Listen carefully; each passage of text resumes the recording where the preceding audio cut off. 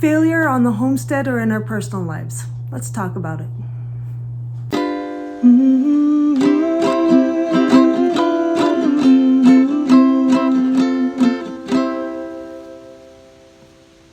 So failure can be something we learn from and grow from, or it can be something that causes us to quit and not try anymore.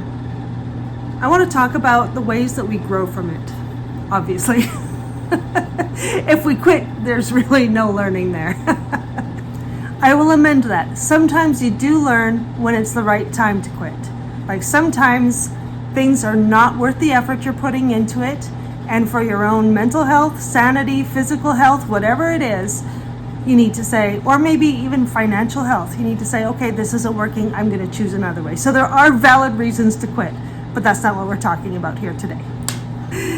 So it could be anything from meals that failed, or bread that falls, or cheese that doesn't work, or animals that become unalive, or bigger things, maybe bigger life tragedies, I guess is one way to say it. And how do we approach that? How do we deal with that in a way that's productive? For the smaller things, it's not a big deal if, a loaf of bread doesn't rise. Turns out a brick, that's okay, we can try again in the next hour or the next day. If an animal unalives, that can hurt, depending on what animal it is. I grew up on a ranch, a working cattle ranch with horses as well. And so there was always some attrition. There would always be some loss of life from disease, predators, life processes, just the act of giving birth. There are animals that pass on. And in some cases, you try and fix what is missing or what went wrong. In other cases, that's just part of life. And you're not going to spend a whole lot of extra money to, like, say, spend $500 to save an animal that's only worth $100. There are balances that you have to, and compromises that you have to make in order to have a working ranch. We can't pay through the nose to do everything that we would like to, because it's just, you can't live like that. It's not profitable. I want to talk about some of the recent failures I've had. Sometimes, like when I had milk goats, I started making cheese 2 years ago.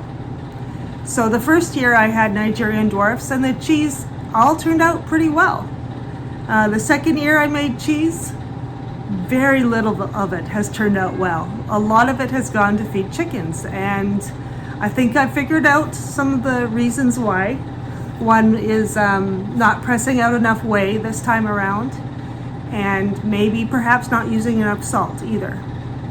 Whereas the first year I was really afraid of not having enough salt, and so I over-salted in some ways, but it worked fine. And I remember a long time ago, I went to another lady's house where she made cheese, and she said, this cheese didn't work out. And I said, okay, but what kind of cheese did you end up with? Like, yes, you made mistakes, it's still edible, so what kind do you think it is? She goes, I like the way you think, because even when it's a failure, oftentimes it's still usable. It's just something different. So that's one example. Another example is we tried tanning rabbit hides. I have tried before.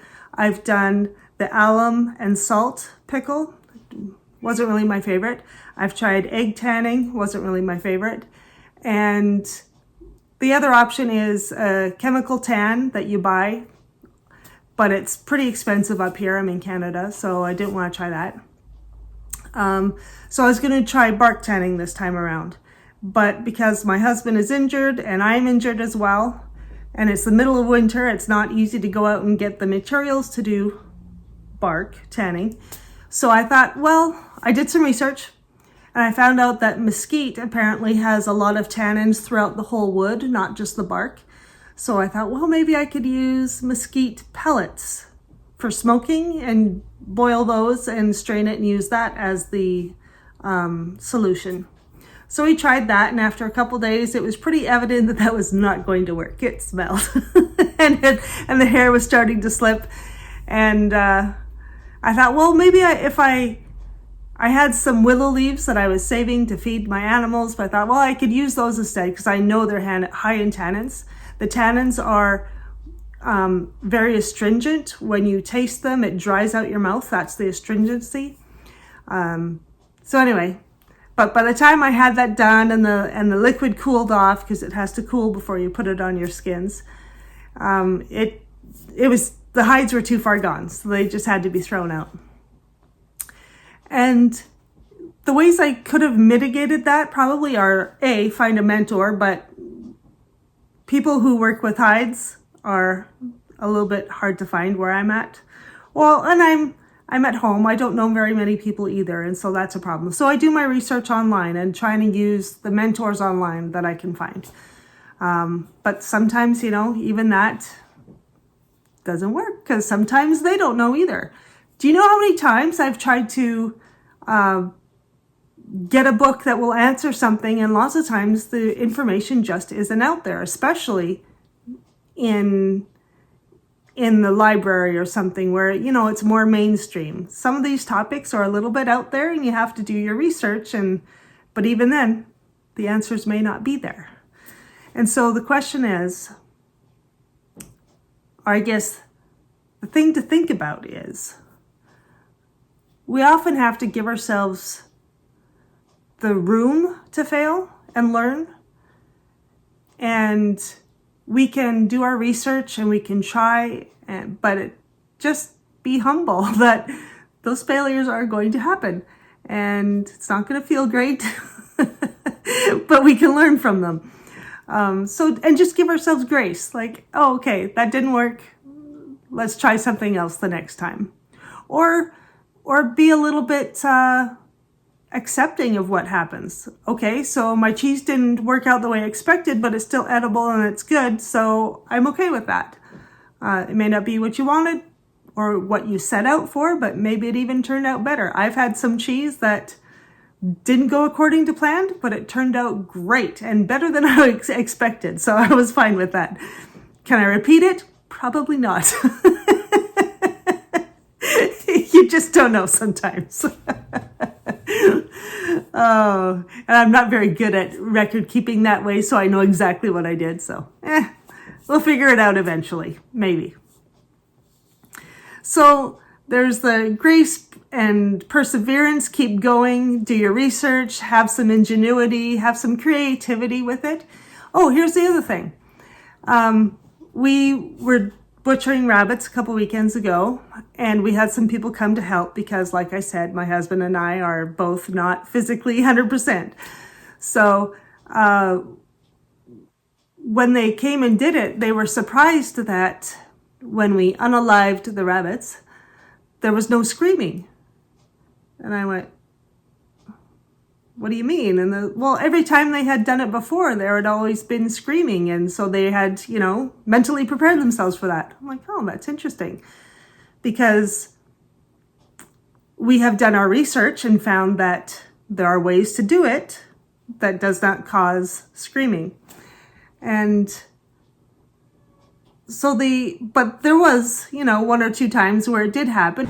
Years ago when we first started butchering rabbits, just to clarify that point, my husband tried to fix those problems so it wouldn't happen again. And I think sometimes or often we think that these are just the way things have always been done, or this is the way it is done and there's no different way to do it. Whenever you find that there's some element of something that you don't like, that's the place for improvement. There are ways to improve once you examine and do some self-reflection and look at the problem and see how it could be fixed or improved upon. So failure is really a means of learning if we put the time and effort into it and the self-reflection into it. It doesn't have to be a terrible thing. It doesn't have to be the end of that experience. It can just be a stepping block. But that is an attitude and an outlook of being willing to make changes, being willing to be humble and know that you can improve. I'm probably repeating myself here, but that's okay. I just wanted to talk a little bit about failure, and as long as we don't give up, and also as long as we don't beat ourselves up, it's okay. So give yourself that grace, move on, do the best you can, and try again. Thanks so much. We'll talk to you later. One more thing.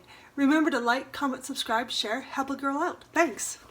And somewhere around here, there'll be links for you to click on to watch more of my videos.